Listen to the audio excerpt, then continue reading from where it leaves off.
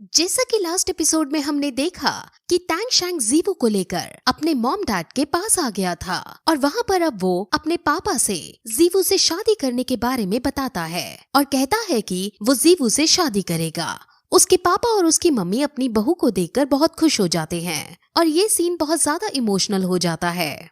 जीवू, जिसको अभी थोड़ा थोड़ा ही माहौल समझ आ रहा था, वो भी टैंग शैंग से शादी करने के लिए एग्री हो जाती है और जब टैंग शैंग जीवू को प्रपोज करता है तो जीवू हाँ कर देती है और दोनों आपस में किस करते हैं और ये सीरीज की फर्स्ट किस है जो इस सीन को बहुत ज्यादा रोमांटिक बना देती है।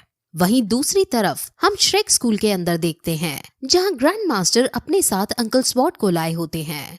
ग्रैंड मास्टर अभी बच्चों को आइलैंड में भेजने से पहले यहाँ एक हार्ड ट्रेनिंग करवाना चाहते थे, जिस वजह से वो अंकल स्वॉट को इनसे फाइट करने को कहते हैं। इस फाइट में जियांग कमजोर पड़ जाती है और वो घायल हो सकती थी, जिस वजह से मास्टर जियांग को बाहर निकलने को कहते हैं और इससे जियांग को थोड़ा बुरा लगता है। अब फिर अंकल स्वॉट वर्सेस श्रेक ड्रेविल शुरू होता है और वो उन पर अटैक करने ही वाले होते हैं कि तभी वहाँ टैंग शैंग आ जाता है और टैंग शैंग भी अंकल स्वॉट के खिलाफ इस फाइट में श्रेक डेविल्स का साथ देता है। टैंग शैंग और मिस्टर दाई एक दूसरे को देखकर बहुत खुश होते हैं और फिर अब फाइटिंग पोजीशन में आ जाते हैं।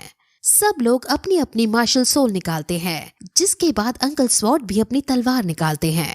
उनकी तलवार का नाम 7 किलर्स है और वो इससे डिफेंस करने का डिसाइड करते हैं। टैंग शैंग ब्लू सिल्वर रियलम और गॉड किलर रियलम का एक साथ यूज करता है और वहीं ऑस्कर मिस्टर दाई की सोल पार का क्लोन बनाकर रेडी हो जाता है। अब कैट गर्ल भी उनका साथ देती है और वो तीनों अंकल स्वॉट पर हमला करते हैं, लेकिन कैट गर्ल के हर हमले को स्वॉट मास्टर आसानी से डिफेंड कर देते हैं।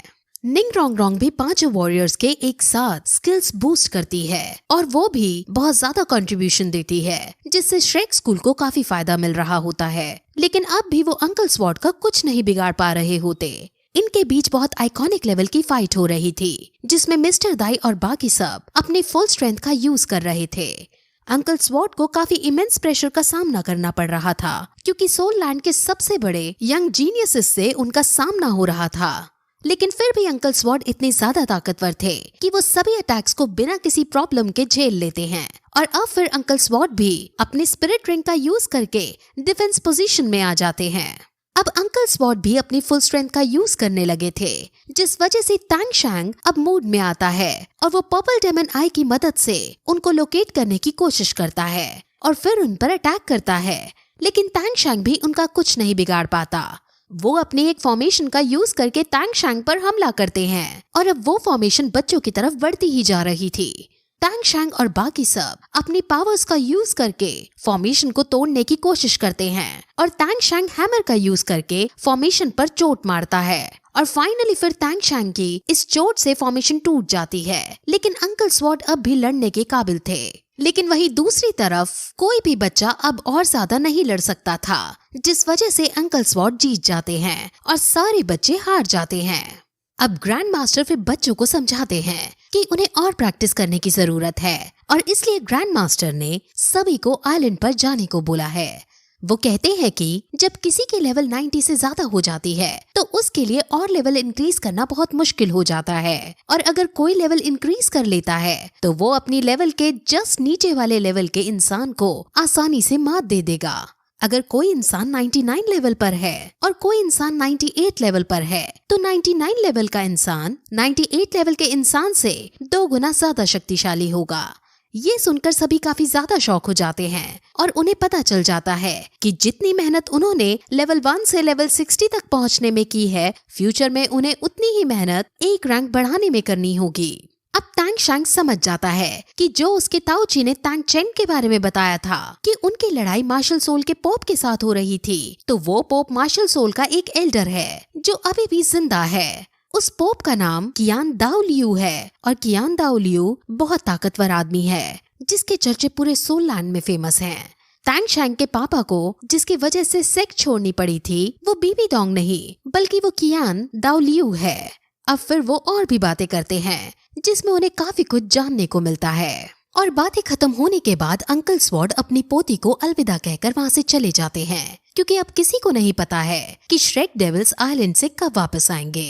वहीं जब सब फिर अपने अपने रास्ते चले जाते हैं तो मोटू जियांग के पास आता है और उससे फ्लर्ट करने लगता है, जिस पर जियांग जब ये कहती है कि तुम यहाँ सबसे कमजोर हो और तुम्हारी रैंक भी सिर्फ 59 है, तो मोटू को बहुत बुरा लगता है। लेकिन वो उससे फिर एक शर्त लगाता है और कहता है कि आइलैंड की ट्रिप से वापस आने के बाद हम दोनों कंपटीशन रखेंगे और अगर तुमने मुझे हरा दिया तो मैं मान जाऊंगा। लड़की शर्त को एक्सेप्ट कर लेती है और फिर एक्सेप्ट करने के बाद मोटू उसे जल्दबाजी ना करने की कहता है और उसे अब शर्त की कंडीशन बताता है और कहता है कि अगर मैं मैच को जीता तो मैं तुम्हें किस करूंगा, लेकिन अगर तुम मैच जीती तो तुम मुझे किस करोगी। ये सुनकर जियांग को और ज्यादा गुस्सा आ जाता है और वो फिर से मोटू को पीट कर रख देती है और ये सीन फिर बहुत फनी एंगल ले लेता है।